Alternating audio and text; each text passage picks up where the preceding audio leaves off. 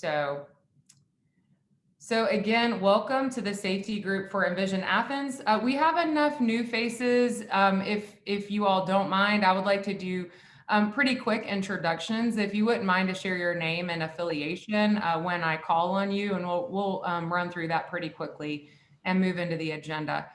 Let's start with you, John. Everybody, John Morris. I'm the project coordinator at Envision Athens. As you all know, John was a fellow with us last year. We were fortunate to keep him with us as a project coordinator. So glad to have you with us, John. Mike Kraft. Good morning, I'm Mike Kraft. I retired December 2019 after close to 30 years with the Georgia Department of Corrections and Department of Community Supervision. I was formerly the director of probation, and at one point was actually chief of the Athens Felony Probation Office in Athens. So I live in the area. I've got a long career with criminal justice and probation. Welcome, Mike. Officer Salters, and if you have a different title, please let me know what that is. No, that's fine. Good morning, everyone. Jerry Salters. I'm the deputy chief over all of our operations for the Athens Clark County Police Department. Welcome, sir. Thank you. Deborah Gonzalez. Good morning, everyone. I'm Deborah Gonzalez, the new district attorney for the Western Judicial Circuit. Welcome and congratulations again. Dexter. Good morning, everyone. My name is Dexter Fisher, Chief of Operations for the Clark County School District. Welcome, Dexter. Savannah. Good morning, everyone. My name is Savannah Farr, and I am a new fellow with Envision Athens. Sheriff John Q. Williams. Yeah, good morning. I'm John Q. Williams, 2 weeks into being the sheriff here in Clark County. Always say your full name because it's just the kind of name that you have to say all together. Yeah. I love it. It just kind of falls in, but it's probably going to be a habit that keeps going. That's right. Elisa.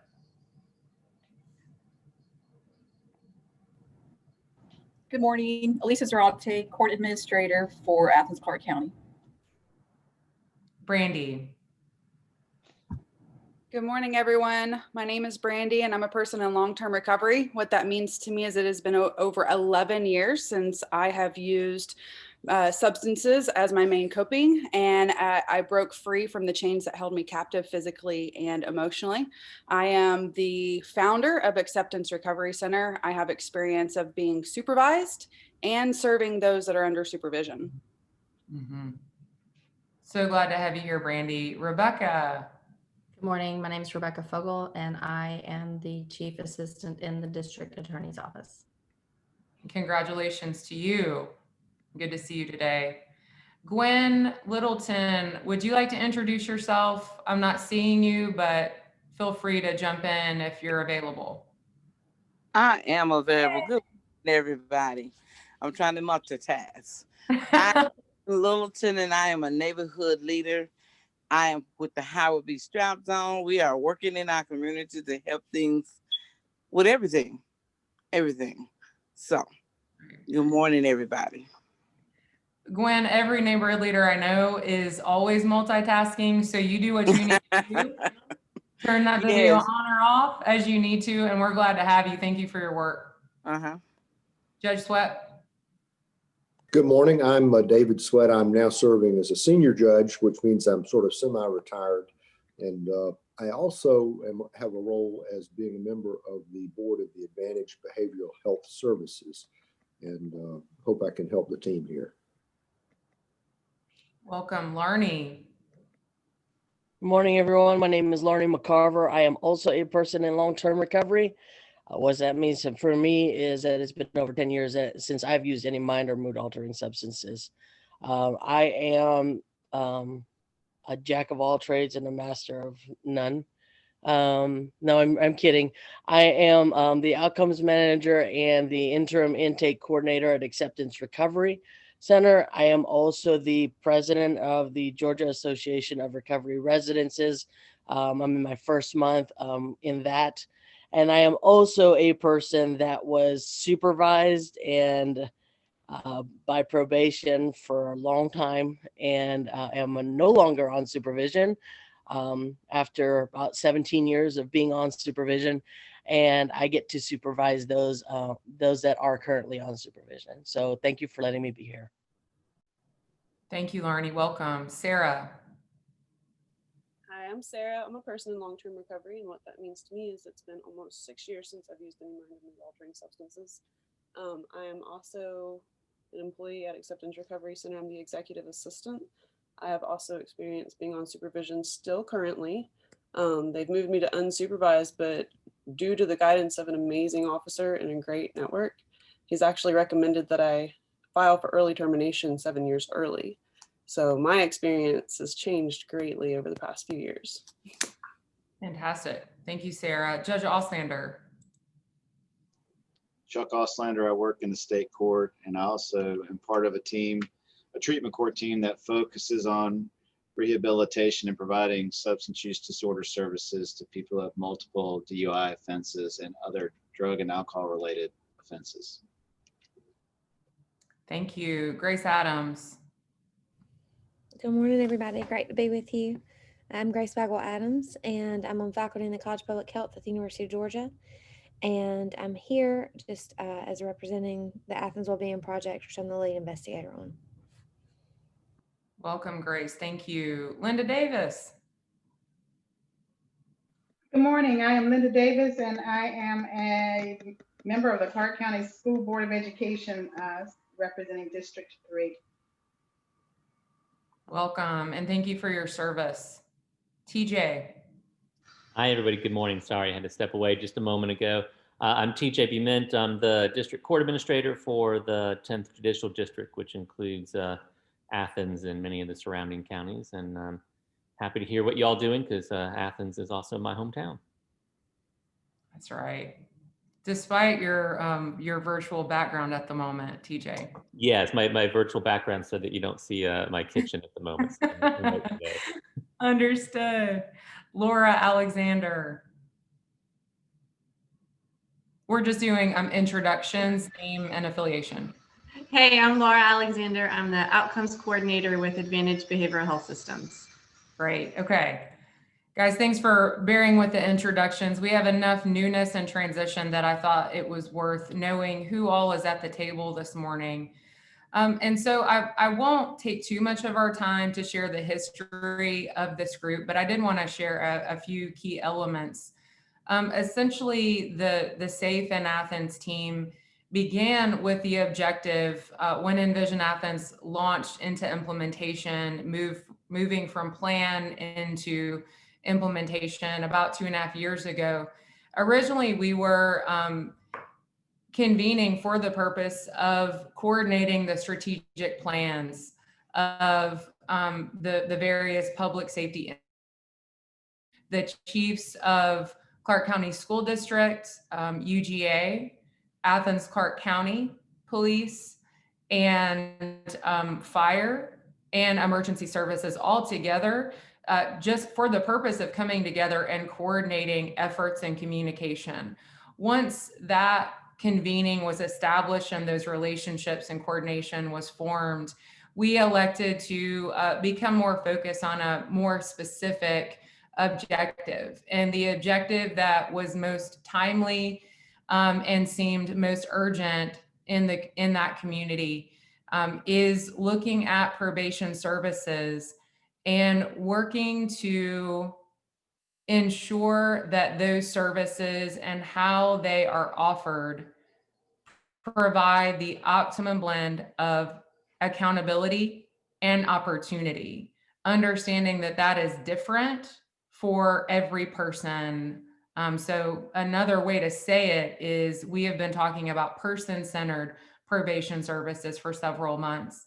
A couple of the key actions of the last 6 months, we're hosting listening sessions, and several of you actually participated in the listening session with some people who have lived probation experience. And we also hosted a listening session with Athens Clark County Public Defenders, as well as had basically an exploratory learning session with felony probation, thanks to Mike Kraft, who helped us make that connection. And if there is one thing that has been a constant with Envision Athens since we began, it is transition. So like every other domain, this domain has experienced a lot of transition. However, the transition in this group, today we have a lot of good news and celebrations with new faces at the table. Congratulations again to Deborah, Sheriff Williams, and then Rebecca as well. But I can't really talk about her history without honoring the loss of Chief Dale Allen. He was hand in hand our partner and the greatest champion of this work. And Chief Allen had an extraordinarily rare blend of seeing the accountability and opportunity kind of come together. And he lived that out and how he treated people. He was very individuated in his approach. And I know that some of you right now on the call have been impacted by how he interacted with you and how he saw you. So I just want to acknowledge the great contribution he made to this effort and to this group. Does anyone want to say anything about our history before we move on to kind of current transitions and what's next for this group? Brandy, is there anything you'd like to share? No, we just appreciate as a person with lived experience that we have a voice and that we were able to contribute as contributing members of our community. It felt really great that we've been able to have our voices heard and our lived experience has a value into how we continue to move forward in this area for our community. Brandy, you, Larnie, and Sarah, and others were part of that conversation. Are there any, since you all are here, are there any takeaways from that focus group that you guys would like to share in brief this morning for those of us who are new to this conversation? I can share a couple, but defer to you all. It was interesting for me, I'll be real brief. It was interesting for me to hear the various perspectives given if the person was supervised in our local community versus in other communities. Mostly the takeaway was that there's been a lot of positive experiences in Athens compared to even surrounding counties as well as out of state. And it was, what was relieving to me was the willingness of everybody to listen, ask questions, and really look at what all our parts are, what each one of us has is able to contribute to creating a more person-centered approach to supervision. And with that, I'll go ahead and pass it over to Larnie. Thank you, B-Dub.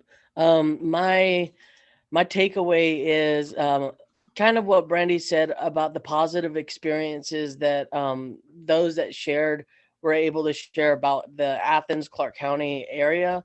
And what my experience with being outside, being supervised outside of Clark County and semi-supervised inside of Clark County. Now, what I've been able to take away from that is my experience, others' experience, and when I speak to supervising officers in other counties and being able to transfer that over to them. And I got to experience it yesterday, and I'll be very brief about that. Yesterday, we had a Barrow County officer come by and drop off a new resident. And this officer had worked very, very hard. We had two officers come by, and these officers worked very, very hard to get this person who was incarcerated into our program. And in my experience, that was never the case.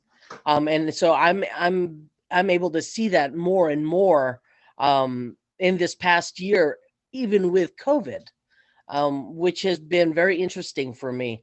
And my hope is that I get to see more of that, and we get to see more of that just through more people's lived experiences and through the examples that our county is creating for the surrounding counties.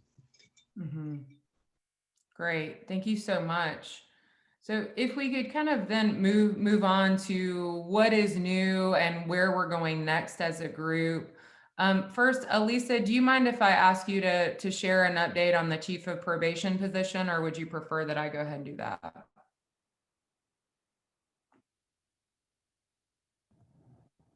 I'm on my laptop today, so the buttons are a little different, but sure.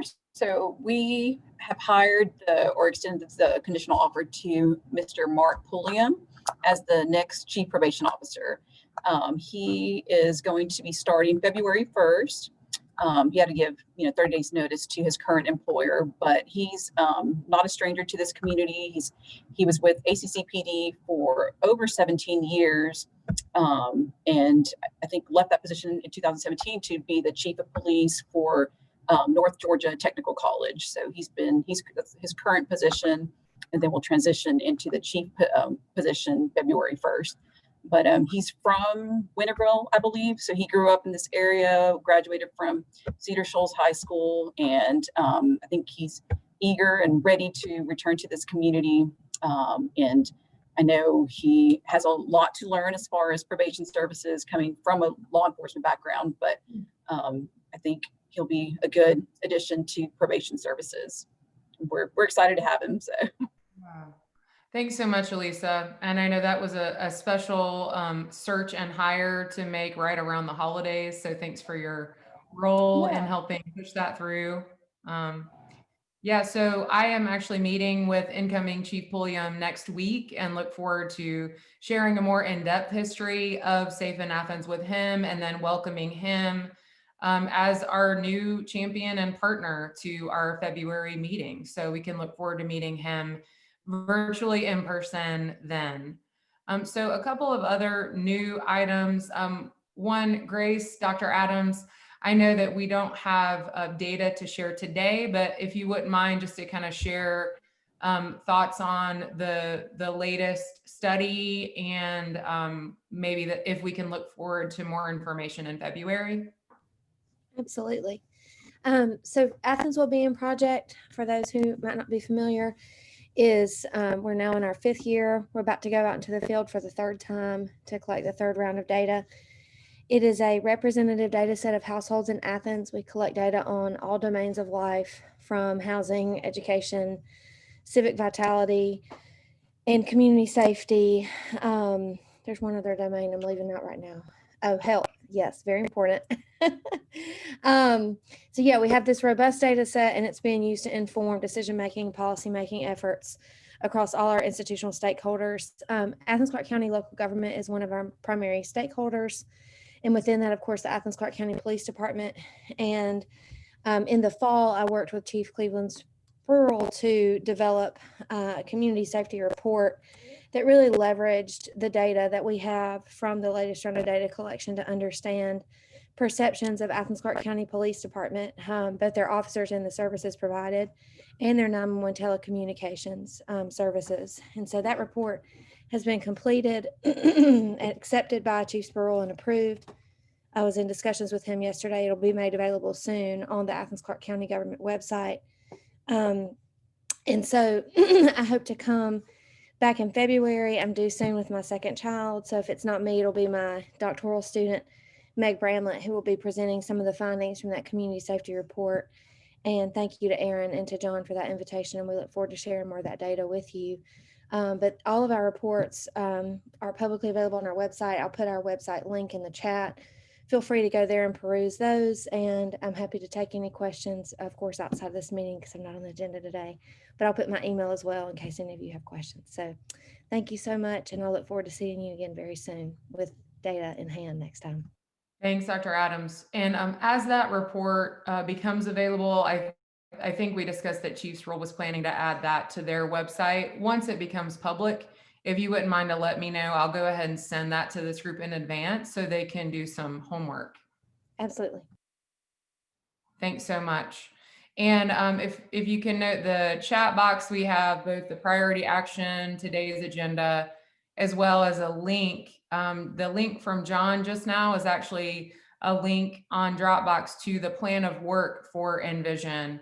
And you'll find the safety domain portion of that on page 13. And then there's also a connection to Athens Wellbeing Project where you can learn more about that household level representative data set. All right, as we move forward, I would love to also welcome any updates or just sharing of vision, what you're excited about, anything you would like this group to know from Sheriff Williams and then Deborah. And then also thank you so much to Mr. Fisher and Ms. Davis for representing the school district. School safety is clearly a key component to the conversation. So I won't put you on the spot, but toward the end, if there's anything you want to share or ask, know that you're welcome to do so. So just let me know however is comfortable for you. All right, so starting with Sheriff Williams, congratulations again, and we'd love to hear a little bit more from you.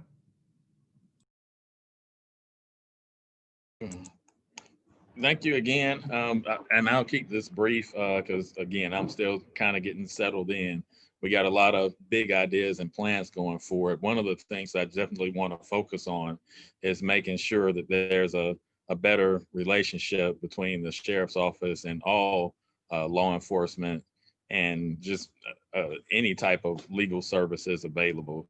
So that's why I'm glad to be on this meeting, and I'm definitely looking forward to bridging the gap with Athens Clarke County Police Department, the school police, even the university police and Piedmont, whatever it takes. And then that's also going to include probation and of course our wonderful DA's office.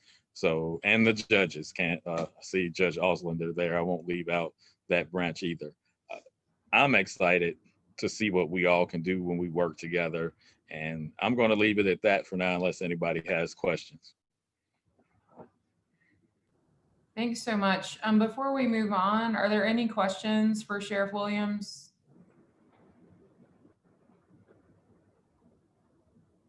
If not, you can think about it and ask him in February. Indeed. All right. Thanks again. All right, Deborah.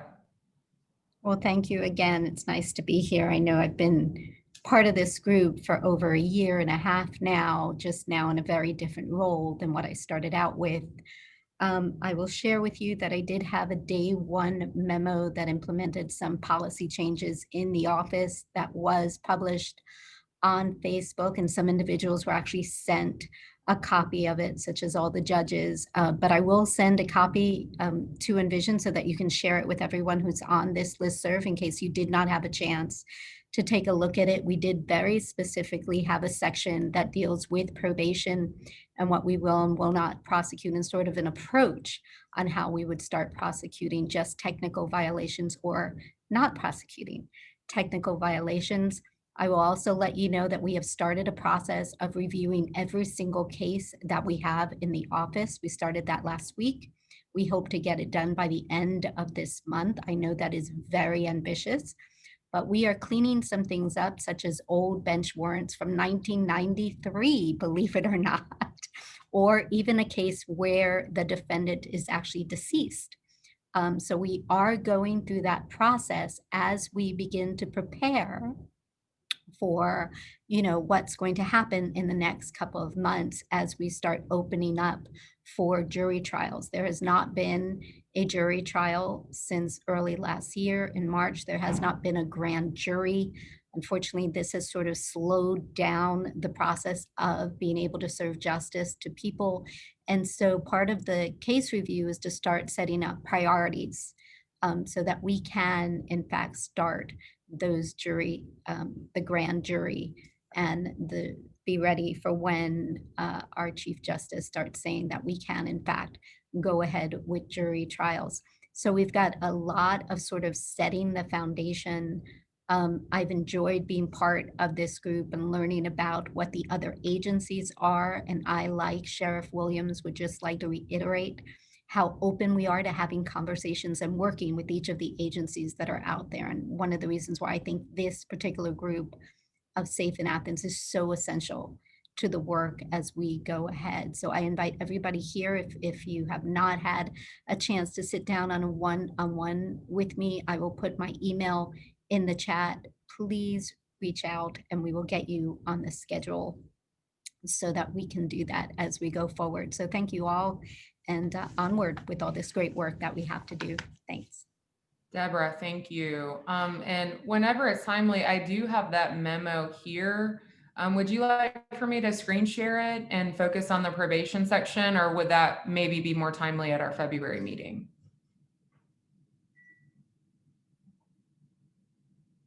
Sorry, it's a new laptop for me too. I'm used to Mac. It's not a Mac, so I'm getting finger tied instead of tongue tied. Probably to give people just a little bit more time to review that part on probation, we'll give it out to people. And then in February, if you have any specific questions, we can go through that as a group. However, I will say, as I put in my email, if you have a specific question, don't want to wait till February, please don't hesitate to send it out. I will also tell you that I have been doing a couple of interviews about the memo, so the Oconee Enterprise, and I'm speaking with Alexia Ridley. And we did speak specifically about probation. So you'll be able to hear those pieces as well as we go through. I also ask for your patience as my ADAs are learning the new policies, and you know, we're in the courts and we're putting these in place. Nothing happens overnight.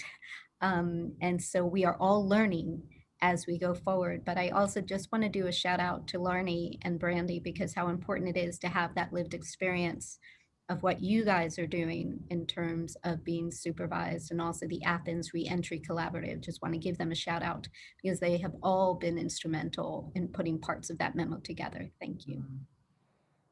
Absolutely. Deborah, thank you so much. So today, the good news is we might have a somewhat abbreviated meeting, but you will make up for that in your homework assignments, which will be to read Deborah's memo and the report from AWP on safety and perception.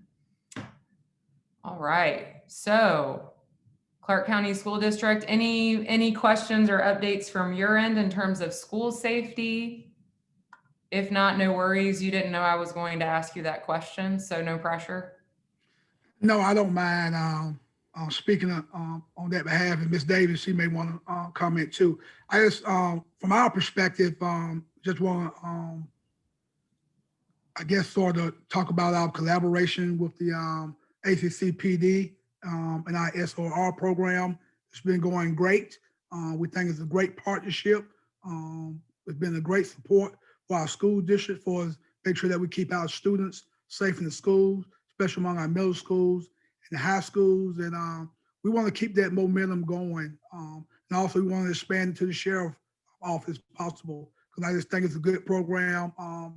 And I know these deputy soldiers can attest that the relationship we think helps not only our kids, but also helps our community.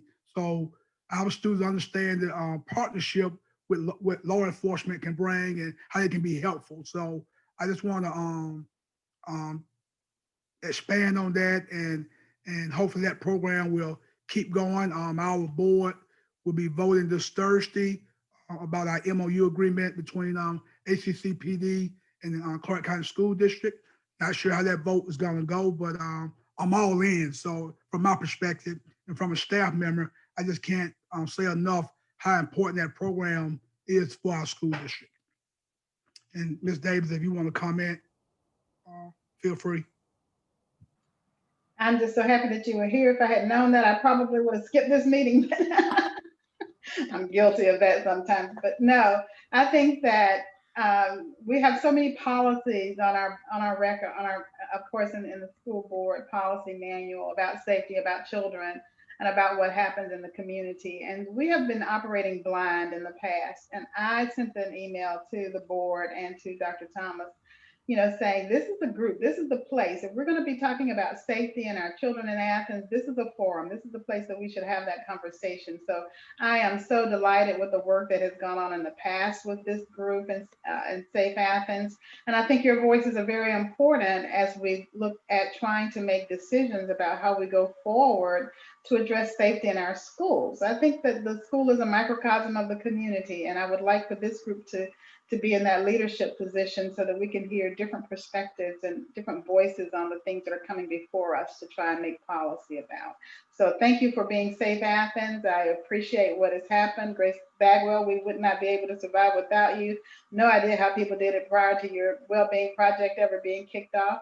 But you have your fingers on the pulse of the community. You have access to all of those people, and you are an awesome resource. And so I'm hoping that this will continue and that you will be able to weigh in on some of the issues that come before the school board. Thank you so much. Wonderful. And you'll know that Dr. Adams mentioned in her introduction that AWP will be endeavoring on their third round of data collection later this year. So she might be upset with me for saying this, but we do have the opportunity to contribute to the questions. I tend to go way overboard on the questions because I always have more questions, but we do have the opportunity to work with her on using the treasure that is AWP to learn more about the things we want and need to know. And so on that note, there's actually one piece of data that I thought was very interesting and compelling, specifically related to Clark County School District and the perception versus reality of safety in the district. So Grace, I would love to ask you to share a little bit more about that. Absolutely. Thank you, Ms. Davis, for your very kind comments. First of all, I so appreciate that. I think one example of what we're talking about here with perception versus reality and having the actual data is really important. Sorry, my husband didn't know I was talking to a group of people and came in the room singing a song. So sorry if you heard some of that. He's trying to get famous. It's not going to happen on the call. Go ahead. I said anyway. Last spring, before COVID hit, I worked with James Barlament over at Clark County School District, and one of the things that we had measured on the Athens Wellbeing Project survey, both in 2016 and in 2018, where we asked parents who indicated that they had children in the school system, whether it's public or private schools, to report what their perceptions were on the prevalence of gang violence and drug-related violence in the school system. And what was really interesting is that we had 1 in 4 parents say that they perceive this to be at least a significant problem in the school system. Yet when we looked at the actual data on incidents of gang-related violence and drug-related violence and fighting, it's actually a much more rare occurrence than parents perceived it to be. And so it's not that we don't have that kind of violence in the school system. We do, but it does not seem to be occurring. The prevalence of it does not match the perception of the prevalence. And so I think that's really important for us to note, because I think a lot of times parents, of course, make decisions based on what their perceptions are of the levels of safety, for example, in a school.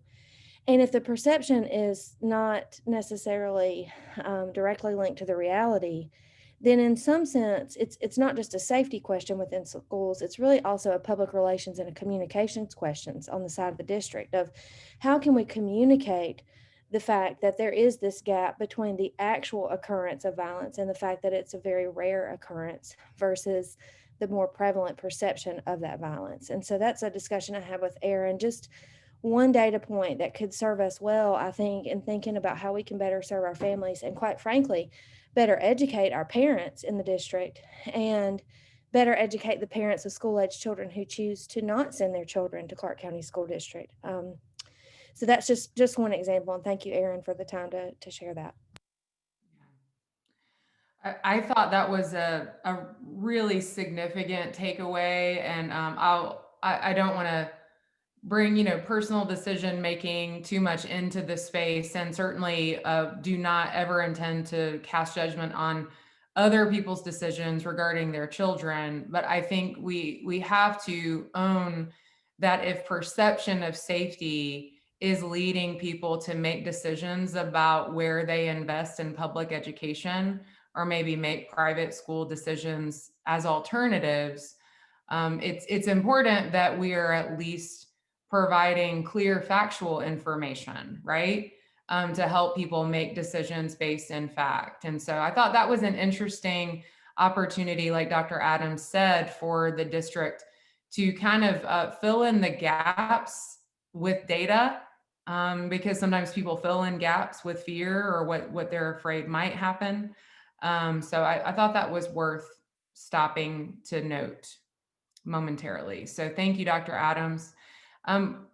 I certainly don't want to just fill the time because we have it, but I did think it would be timely, if you're comfortable doing so, to just check in on how things are going in the courts. Judge Auslander, specifically, I know we've talked before about the moratorium on evictions. And so I think that's just something that many people in the community there's a lot of conversation about that. And so again, not to put you on the spot, but if there's anything you would like to share, this is a warm audience. Well, the original moratorium, we've had several different ones that have come. The last one that we would have probably discussed is the one from the CDC, which went through December 31st. That was extended when Congress put together the new PPP package to January 31st. We don't know if it'll go beyond that. The one part about that moratorium is that the tenant has to affirmatively raise it in the court setting. So the case can potentially proceed, but if they're behind and haven't been formally removed from the property, they can assert it and they have protection at least until January 31st. The amount of different ways we've seen it extended, I think it is definitely possible, especially with this new Congress, that it could be extended or under the CDC beyond January 31st. I've seen that Commissioner Denson, and I know you're probably more familiar with this than I am, is trying to work on some type of plan to assist those property or those residents that are behind on rent, to try to make it a win-win and assist them in rent so they can continue to remain. I know he's been working really hard on that. I'm not sure where that is though. So, but we're really far behind as far as I understand the magistrate court in trying to get those cases into court just because of COVID. So there are protections out there, which is a good thing.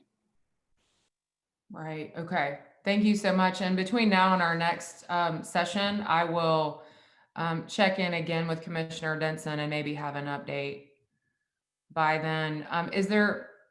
Judge Auslander, is there anything that you think would be helpful to consider from like a human services perspective, as decision-making occurs and how to apply and allocate funding? Is it safe to say that the community will be more reliant on rent assistance than before as those evictions start moving through the system? Is that a safe assumption? Well, I think if the overall goal would be to keep tenants in their current housing and not upset the apple cart and make them and their children move, then of course that would be a great way to try to assist the people living within our county right now. Mm-hmm. Obviously, I don't make any policy decisions, but that I think that would always be helpful, in whether COVID or not COVID, but especially right now. And people have gotten so far behind because of the moratoriums that to get caught up may be almost impossible without some assistance. Right. Thank you. I appreciate that. And I asked that question because I think there are folks on this call today who do engage in policy, or they work very closely with those who make policy decisions. So yeah, I definitely think our collective attention will be turning to helping people remain stably housed in the next few months, as well as the Athens Eats Together program comes to an end as this month terminates. We also anticipate the possibility of food insecurity increasing. So that's just something to be mindful of. Judge? I would add that there's to me, if Commissioner Denson's plan actually is able to, move forward, there's a double benefit, is that there's a lot of people that own rental property that is like their asset. And I don't say that, take that lightly. I mean, that they've put a lot of time and investment in, and they have not been able to pay their own mortgage on that property. And so it's put a lot of very small business owners. So it's a win-win. It's a win for the tenant, but it's also a win for the person who owns that property to keep it out of foreclosure, so they can pay their rent or the mortgage. Yeah, I really appreciate that. I recall in the early days of COVID, if any of you were as unfortunate as I was to see some of the comments and conversations on Facebook about this topic, which is like the zone or the venue for oversimplifying complicated things. It's easy to kind of create a dichotomy and make certain players in this into villains, when really at the end of the day, people who own property are often not independently wealthy people who are just looking to perpetrate, financial oppression. I mean, those do exist, but there are also many people who own property who will themselves be homeless if they don't pay their mortgage. And so I think we have to accept, actually, I'm glad we kind of came here in the discussion. I've quoted this book before because it's my favorite book of 2020, Factfulness by Hans Rosling. And I think this concept is one that will really help us carry forward thoughtfully in this work. And his advice is to look for causes, not villains, look for systems, not heroes. So that feels kind of like a final thought. I don't necessarily mean for it to be. If anyone else has something to add for the day, but I know this particular topic of reform and criminal justice is a really loaded one, and it can be it is tempting in the public sphere and especially in social media to use loaded phrases and to oversimplify. This is the space where I think we have to be comfortable diving into those difficult conversations. And in future conversations, I think that we will, need to lean into the difficult conversations about, how do you increase opportunity without reducing safety? That perception is definitely in the community. And so it's not necessarily my perception, but it's one that does impact how willing people are to partner if they believe that the work that's being done will reduce their safety. So I think it's up to us to do that heavy lifting and to speak about it in ways that hold true to our values, the values of Envision Athens. All day long, every day, are unity, equity, prosperity, and compassion. But then to also communicate effectively to give room for collaboration. So again, that quote is Hans Rosling, HANS ROSLING, from the book Factfulness. Look for causes, not villains. Look for systems, not heroes. Though I'm not looking for heroes, many of you are heroes and sheroes of mine, and I appreciate all the heavy lifting that you do. Thank you for that link. John and Officer Salters mentioned that the AWP report is already on their website, so that's fantastic. Any final thoughts before we sign off today? I'm looking around for your nonverbals. Our next meeting is Wednesday, February 10th, 8:30 a.m. We will send out the notes, the Zoom link, and your homework. Thank you so much, everyone. Enjoy your 13 minutes. Don't spend it all in one place. Thank you.